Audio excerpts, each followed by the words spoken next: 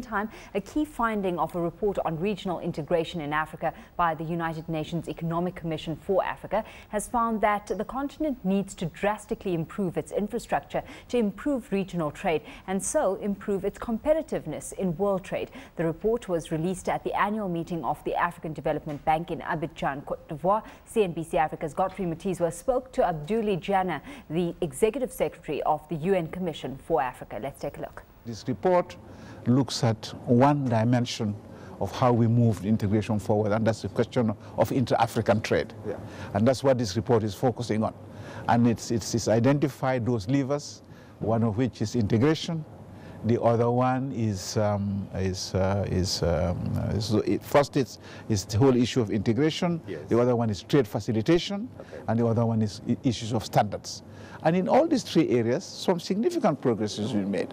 As I said, significant in terms of the attention that's been paid to it, significant in terms of the resources being put into it. Yeah. Is this adequate? I would say no. So, in terms of the numbers that we are seeing, and I was looking at some of the numbers that you found that the reports highlights, for instance, that between 2000 and 2007, just 9% of African imports came in from outside the regional trade blocks. Now, how do we get those numbers up? No, we have, that's what I'm explaining to you, we have identified those levers that will push up those percentages. So what do we need to do now? Is to really make progress on those levers. One is infrastructure. Okay. And in infrastructure, I think it's very clear that more and more resources are being put into it. Even the institution that is hosting this meeting today, the African Development Bank, significant amount of its resources are being put into infrastructure. But the African institutions themselves are driving this area of infrastructure. That are the corridors. You know, if you take COMESA and SADC and the others, they are an East African community. They have got together and they are creating this facilitating